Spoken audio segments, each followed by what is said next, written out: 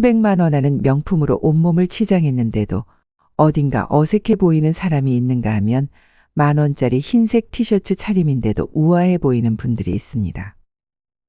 도대체 무엇이 이런 차이를 만드는 걸까요?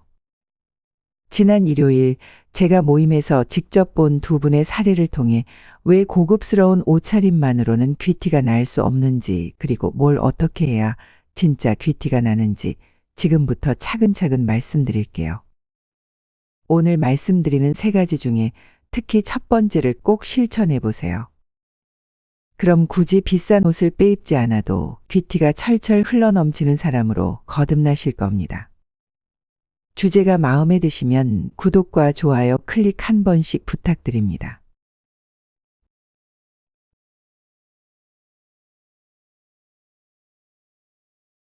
저는 주말에 매달 하는 동네 정기 모임이 있어 참석했습니다.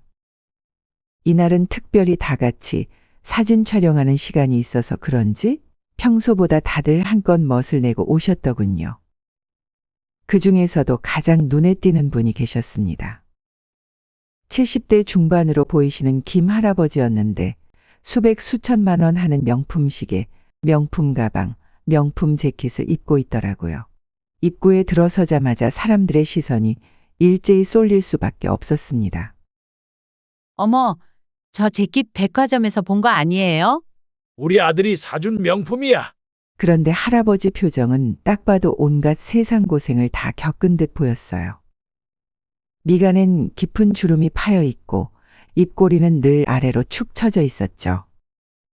뭔가 걱정이 있으신 걸까 싶었지만 다들 사진 촬영 준비를 하느라 분주했기에 대수롭지 않게 넘겼습니다. 그렇게 사람들이 하나둘 모여 사진 촬영을 시작하려는데 사진작가가 조금만 왼쪽으로 움직여주세요.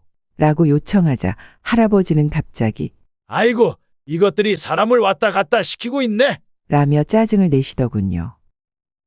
그 말에 분위기가 삽시간에 가라앉았고 사람들은 서서히 할아버지를 피해 자리를 옮기기 시작했습니다. 그러던 중 한 할머니가 큰 소리로 대답했습니다. 할아버지, 제가 조금만 왼쪽으로 가볼게요. 혹시 불편한 분 계시면 말씀해 주세요. 다행히도 할머니의 한마디 덕분에 모두가 환하게 미소 짓는 표정으로 사진을 촬영할 수 있었습니다. 할머니는 원래부터 늘 환한 미소로 안녕하세요. 좋은 날이에요. 라며 늘 먼저 인사하시고 주변을 밝게 만드시는 분이었죠. 가까이 다가가면 늘 은은한 섬유유연제 향이 풍기고 옷매무새에 주름 하나 없어 참 단정한 이미지셨습니다.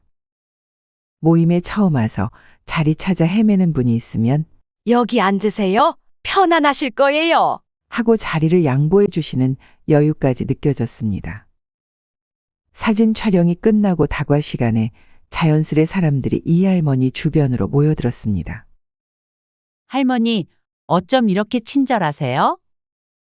매일 아침 거울을 보면서 오늘도 마음을 곱게 쓰자 다짐하거든요. 그날 할아버지와 할머니 두 분을 보며 확실히 알았습니다. 귀티나는 사람은 절대 겉만 치장한다고 되는 게 아니라는 걸 말입니다. 여러분 눈치채셨나요? 이 귀티나는 할머니께서는 값비싼 명품도 아니고 화려한 장신구도 아닌 아주 특별한 3가지를 입고 계셨습니다. 늘 눈에 보이지 않는 3가지를 언제나 깔끔하게 차려 입고 계셨던 거죠. 지금부터 우리도 어떻게 하면 할머니처럼 가짜 귀티가 아닌 진짜 귀티를 낼 수 있는지 하나씩 차근차근 이야기해 보겠습니다. 첫 번째, 귀티나는 할머니의 말투는 늘 끝을 둥글려서 말합니다. 여러분, 우리 일상에서 무언가를 부탁할 때 이거 하세요. 이렇게 단호하게 말하는 사람이 있는가 하면 이거 해 주실 수 있을까요? 이렇게 끝을 부드럽게 처리하는 분들도 있죠. 어떤 쪽이 더 편안하게 들리세요? 보통 두 번째, 공손한 말이 훨씬 듣기 좋습니다. 왜 그럴까요? 그건 바로 말투 속에 당신을 존중합니다라는 마음이 담겨 있기 때문입니다. 누군가 예의 바르고 부드럽게 부탁하면 아, 이 사람은 나를 귀히 대해주는구나라는 안도감을 느끼고 자연스럽게 호감도도 올라가는 거죠. 반대로 이거 당장 해 같은 명령조나 퉁명스러운 말투를 들으면 왠지 모르게 기분이 상하거나 그 사람과는 거리를 두고 싶어집니다. 이런 모습은 사실 예로부터 진정한 귀족들이 갖췄던 교양과도 일맥상통합니다. 물질적으로 풍족한 것만으로는 존중받기 어렵지만 아랫사람에게도 친절하게 대하면 주변에서 정말 품격 있는 분이시군요라고 평했던 거죠. 그 연장선에서 우리는 누구를 대하든 배려와 존중이 담긴 말투를 사용하는 사람들에게 아, 저 사람은 뭔가 우아하고 고급스러워 보인다라는 인상을 느끼게 됩니다. 더욱이 심리학 연구를 보면 사람들은 말의 내용보다도 어떤 톤과 방식으로 말하느냐를 더 민감하게 받아들인다고 합니다. 똑같은 부탁이라도 이거 다시 해라고 하는 것보다 이 부분을 조금 수정하면 더 좋을 것 같아요 라고 부드럽게 말하면 훨씬 긍정적인 반응을 이끌어낼 수 있다는 것이죠. 결국 아무리 고급 옷을 입고 있어도 날카로운 말투라면 우아함은 한순간에 사라질 수 있습니다. 반면 작은 부탁 한마디라도 뭐뭐 해주시겠어요? 처럼 끝을 둥글리고 상대를 존중하는 태도를 보이면 자연스럽게 호감을 얻고 그 속에서 품격과 매력이 더욱 돋보이게 될 것입니다. 두 번째, 귀티 나는 할머니는 늘 밝은 미소를 짓습니다. 한번 생각해 보세요. 우리는 누군가를 처음 마주할 때 옷차림보다 얼굴과 표정에 먼저 시선이 갑니다. 아무리 근사하고 비싼 옷을 입었다 해도 만약 그 사람이 시무룩한 표정을 짓고 있다면 혹시 기분이 안 좋은 걸까? 내가 뭔가 잘못했나? 라는 생각부터 들고 주눅 들게 됩니다. 결국 표정이 무표정이거나 찌푸려져 있으면 귀티와도 거리가 멀어질 수밖에 없습니다. 표정은 단순한 감정 표현을 넘어서 건강관리, 내면관리, 시간관리 등 우리가 일상에서 느끼는 만족감이 얼굴에 그대로 드러나는 통로입니다. 잔잔한 미소를 지으면 스스로에 대한 자존감도 자연스레 올라가고 그 결과 예상치 못한 호감과 존중까지 받을 수 있게 되죠. 실제로 평생 전국 노래자랑을 진행하셨던 송혜 선생님을 떠올려 볼까요? 나이가 들어 몸이 불편하실 때도 무대에만 오르면 환한 미소로 관객을 맞이했습니다. 그 덕분에 무명 가수나 지역 주민들도 긴장을 풀고 마음껏 실력을 발휘할 수 있었습니다. 나이가 들어 체력적으로 힘들 수밖에 없는 상황에서도 밝은 표정으로 즐거움을 전하셨기에 전 국민이 송혜 선생님이라면 뭔가 따뜻하다라고 느꼈습니다. 결국 그분이 오래도록 사랑받았던 비결 중 하나는 겉으로 드러나는 화려한 무대 의상이나 대단한 무대 장치가 아니라 표정에서 스며 나오는 친근함과 긍정적인 에너지였던 셈입니다. 이처럼 표정은 사람과 사람 사이를 잇는 다리 역할을 합니다. 잘 단장한 옷이 아무리 비싸고 근사해도 그 사람의 얼굴에 담긴 표정만큼 강력하게 인상을 남기긴 어렵습니다. 공자도 이런 말을 남겼죠. 마음이 평온하면 그 표정도 단정해지고 몸가짐 또한 바르게 된다. 결국 표정은 마음의 거울이라는 이야기입니다. 지금부터라도 거울 앞에서 작은 미소 연습을 해보시면 어떨까요? 긍정적인 생각과 함께 작은 표정 변화만 줘도 주변 사람들에게서 귀티나 보인다는 이야기를 자연스럽게 듣게 되실 겁니다. 세 번째, 할머니의 마지막 비밀은 바른 자세였습니다.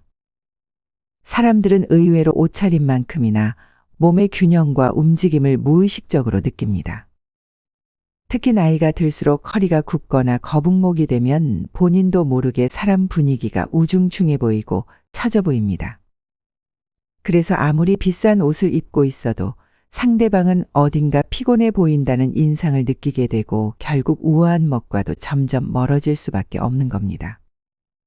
또 장시간 잘못된 자세를 유지하면 목과 허리에 부담이 쌓여 통증이 생길 수 있고 이는 건강상의 문제로 바로 이어질 수 있습니다.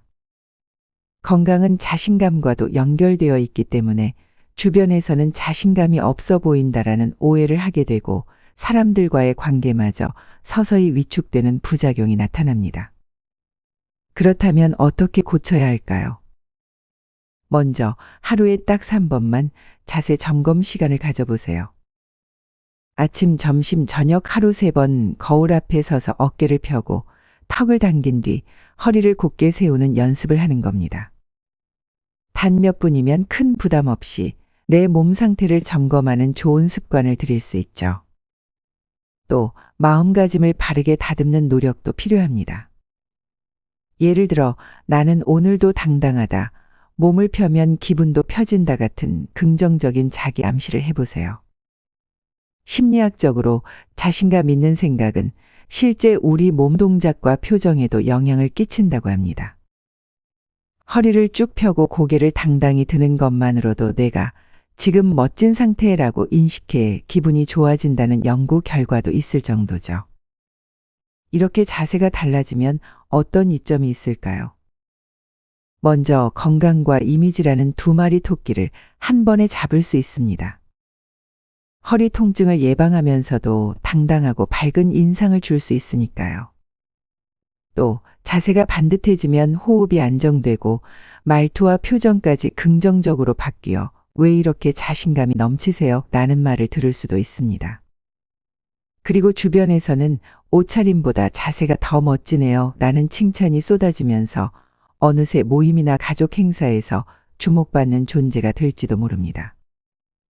결국 바른 자세는 귀티와 품격을 결정짓는 핵심 열쇠입니다. 꾸준히 몸과 마음을 바르게 하려는 노력이 쌓이면 자연스럽게 우리의 품격과 귀티로 이어지게 됩니다.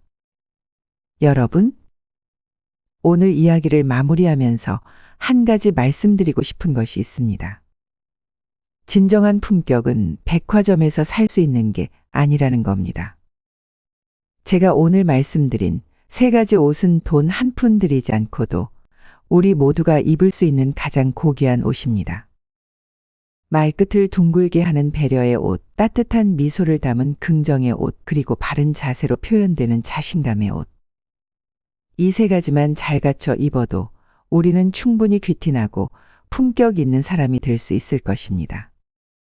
진정한 귀족은 겉모습이 아닌 그 사람의 품성에서 나온다. 결국 우리가 입는 옷이 아니라 우리가 보여주는 태도와 마음가짐이 진정한 품격을 만든다는 뜻입니다.